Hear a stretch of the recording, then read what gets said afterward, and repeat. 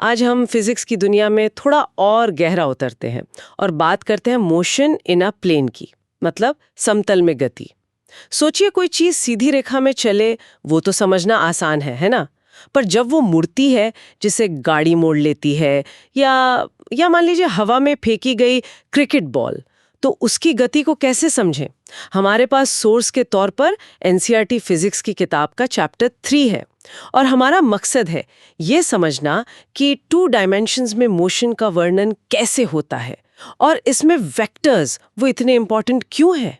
चलिए इसे थोड़ा खोलते हैं।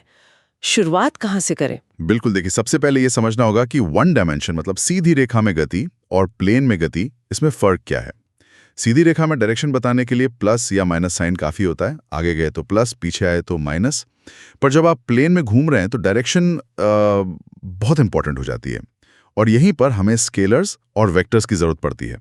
अच्छा, स्केलर्स और वेक्टर्स। हाँ, स्केलर वो क्वांटिटीज हैं जिनमें सिर्फ मैग्नीट्यूड होता है, मतलब सिर्फ कितना, जैसे डिस्टेंस, स्पीड, मास, टेम्परेचर। भाई 2 किलो चीनी या 30 डिग्री सेल्सियस, इसमें डायरेक्शन का कोई लेना देना नहीं। ठीक है, तो स्केलर मतलब सिर्फ मैग्नीट्यूड, और वेक्टर? वेक्टर में मैग्नीट्यूड के साथ साथ डायरेक्शन भी होती है, जैसे डिस्प्लेसमेंट, वेलोसिटी, एक्सेलरेशन, फोर्स। अगर मैं कहूं 5 मीटर पूर्व की ओर, तो ये एक वेक्टर हुआ। सिर्फ 5 मीटर कहना स्केलर यानी डिस्टेंस होगा। और डायरेक्शन के इस जुड़ाव की वजह से ना, वेक्टर्स को आप सिंपल अरिथमेटिक से ऐड या सब्ट्रैक्ट नहीं कर सकते। हाँ, ये तो है। मतलब अगर 2 फोर्सेस अलग-अलग डायरेक्शंस में लग रहे हैं, तो टोटल फोर्स उनका सीधा जोड़ नहीं होगा। तो फिर वेक्टर्स को जोड़ा कैसे जाता है? कोई खास तरीका होगा? हाँ, इसके स्पेसिफिक मेथड्स हैं, जैसे ग्राफिकली समझने के लिए हेड टू टेल मेथड या पैरेललोग्राम लॉ। लेकिन अब ज़्यादातर हम एनालिटिकल मेथड यूज़ करते हैं कैलकुलेशंस के लिए।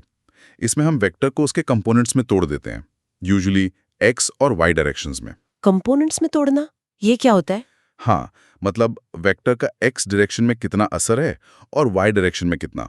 और इसमें यूनिट वेक्टर्स बड़े काम आते हैं। आई कैप एक्स डायरेक्शन के लिए, जे कैप वाई डायरेक्शन के लिए। ये बस डायरेक्शन बताने वाले यूनिट मैग्नीट्यूड के वेक्टर हैं। तो किसी वेक्टर ए को हम लिख सकते हैं A is equal to A x I cap plus A y J cap, जहां ए एक्स और ए वाई उसके एक्स और वाई कंपोनेंट्स हैं। इनको ट्रिग्नोमेट्री से निकालते हैं, ए कॉस थीटा और ए साइन थीटा करके। अच्छा, ये कंपोनेंट्स में तोड़ने वाला आइडिया तो इंटरेस्टिंग है।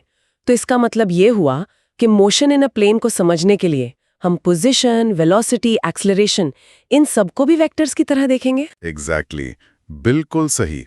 पोजीशन वेक्टर आर बताता है कि कोई ऑब्जेक्ट ओरिजिन के मुकाबले कहाँ है। डिस्प्लेसमेंट वेक्टर डेल्टा आर बताता है कि पोजीशन में कितना और किस डायरेक्शन में चेंज हुआ है। वेलोसिटी वेक्टर वी बताता है कि ऑब्जेक्ट कितनी तेजी से और किस डायरेक्शन में जा रहा है।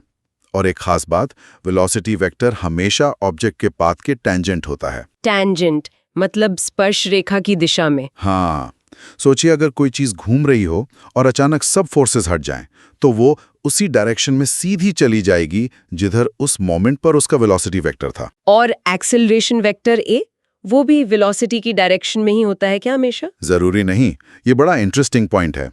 एक्सेलरेशन वेक्टर बताता है कि वेलोसिटी वेक्टर कितनी तेजी से और किस डायरेक्शन में बदल रहा है। अगर एक्सेलरेशन वेलोसिटी के डायरेक्शन में है तो स्पीड बढ़ेगी, ऑपोजिट है तो स्पीड घटेगी। और अगर एक्सेलरेशन वेलोसिटी के परपेंडिकुलर है तो सिर्फ डायरेक्शन बदलेगी, स्पीड नहीं, जैसे गाड़ी मोड़ते वक्त। अच्छा, तो मतलब प्लेन में, मोशन में एक्सेलरेशन के कारण स्पीड, डायरेक्शन या दोनों बदल सकते हैं? बिल्कुल। और ये जो कंपोनेंट्स वाली सोच है, इसका कोई और फायदा है, जैसे कोई कॉम्प्लेक्स मोशन को आसान बनाने में? हाँ, बिल्कुल।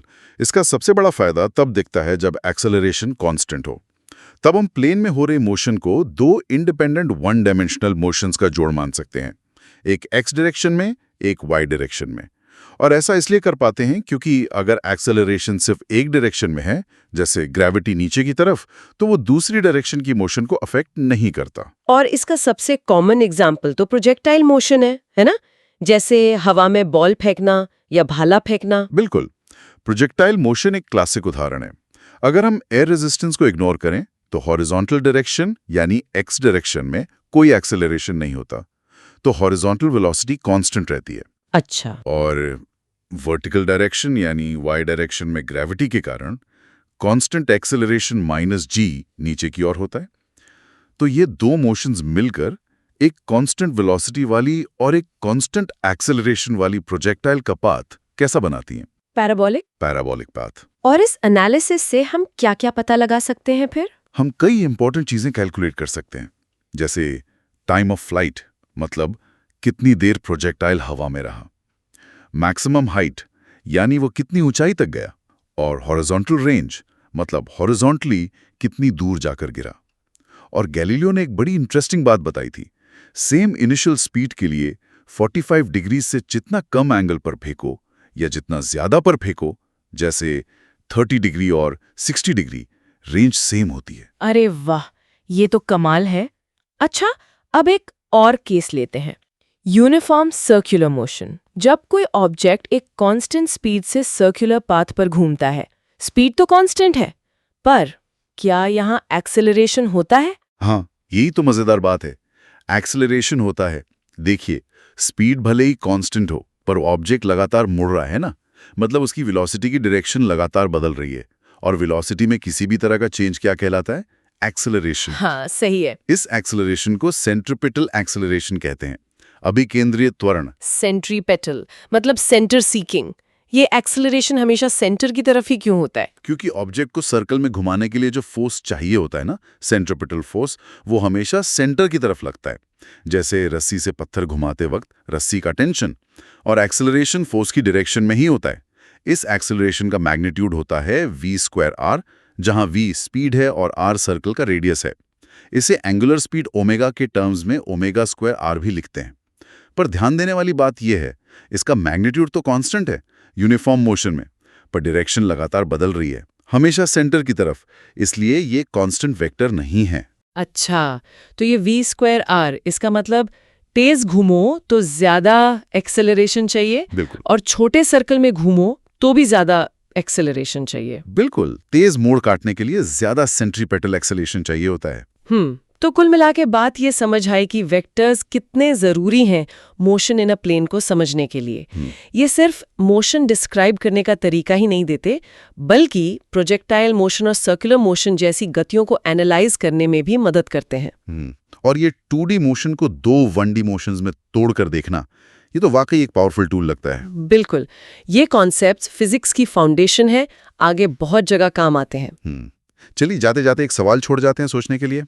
अगर सर्कुलर मोशन यूनिफॉर्म ना हो, मतलब ऑब्जेक्ट की स्पीड भी बदल रही हो सर्कल में घूमते हुए, जैसे जैसे झूला नीचे आते वक्त तेज होता है, तब टोटल एक्सेलरेशन की डायरेक्शन क्या होगी?